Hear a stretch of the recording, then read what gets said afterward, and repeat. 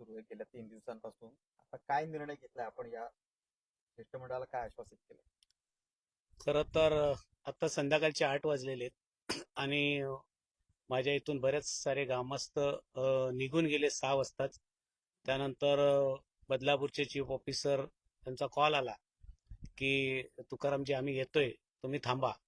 त्यानंतर अंबरनाथचे सावंतसाहेब त्यांचाही कॉल आला का आम्ही सुद्धा येतोय, तर तुम्ही थांबा. म्हटलं आता गावकरी निघून गेलेत, आम्ही जे काय आहे ते डिसिजन तुम्हाला उद्या देऊ. आज आता कोणच नाहीये, त्यामुळे आम्ही फार वेळ आता थांब असं वाटत नाही. साहेब म्हटले किती वेळ गेलं तरी चालेल, तुम्ही जितके लोक जमाल तेवढे चालेल आणि तुम्ही त्यांना बोलवा आणि तुमचं आंदोलन ज्या काही पद्धतीने चालू असेल तर आम्हाला प्रशासनाला सहकार्य करण्यासाठी. बदलापूरमध्ये अतिशय शहरामध्ये दुर्गंधी झालेली आहे.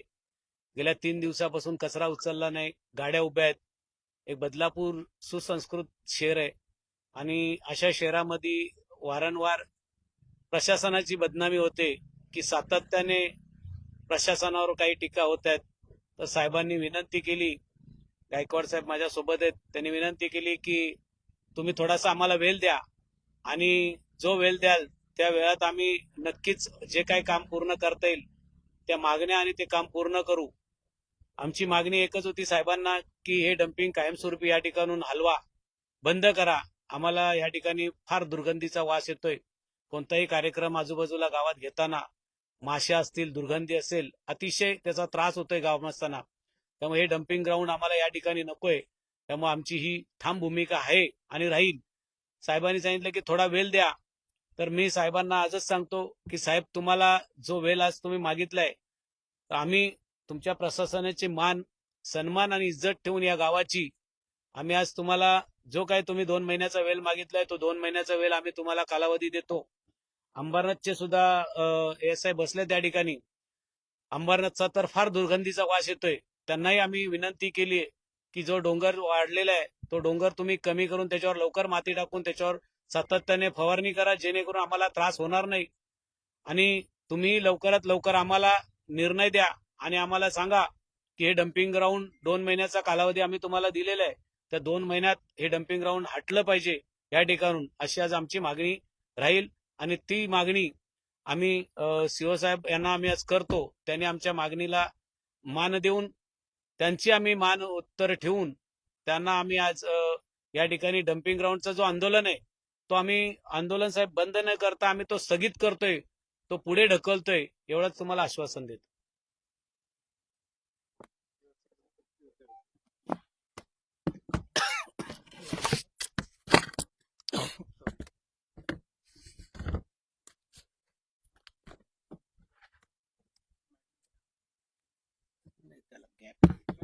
आहे बरोबर.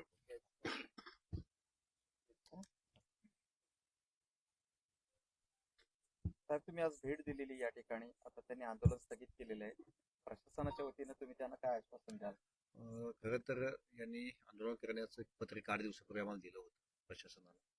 आम्ही प्रशासनातर्फे त्यांना लेखी तसं विनंतीही केली होती की आपल्या पत्राची आम्ही विशेष दखल घेतलेली आहे आणि आपण आंदोलन करू नये. यातून काही मार्ग काढता येईल कायदेशीर किंवा शास्त्रोक्त पद्धतीने काही मार्ग काढता येईल तर आपण काढू आणि आपण आंदोलन करू नये अशी विनंती आम्ही केली होती. तरी यांनी आंदोलन केलं.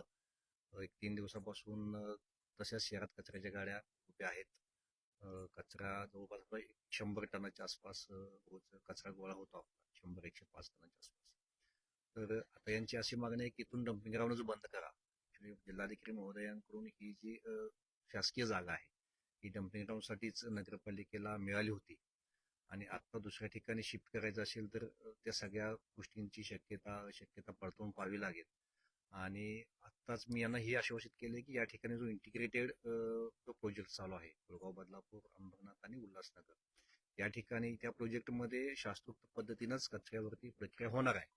आणि हा जो काही जो यांना समस्याला जे सामोरं जावं लागते, वास येणं असेल किंवा बाकी त्यांच्या जमिनी नापीक होणं असेल, या समस्यापासून निश्चितपणे आपल्याला त्यातून मार्ग निघेल. तरीही मी यांना आश्वस्त केलंय की एक किमान 2 महिन्याची आम्हाला वेळ द्या. त्यातून काय जेवढा जास्तीत जास्त किंवा चांगला मार्ग काढता येईल तो मार्ग काढण्याचं निश्चितपणे नगरपालिका प्रशासनाकडून आम्ही त्यांना तसं म्हणजे प्रयत्न करू आणि काय मार्ग करता येईल त्या अनुषंगानं निश्चितपणे आम्ही त्यांना आश्वस्त केलं.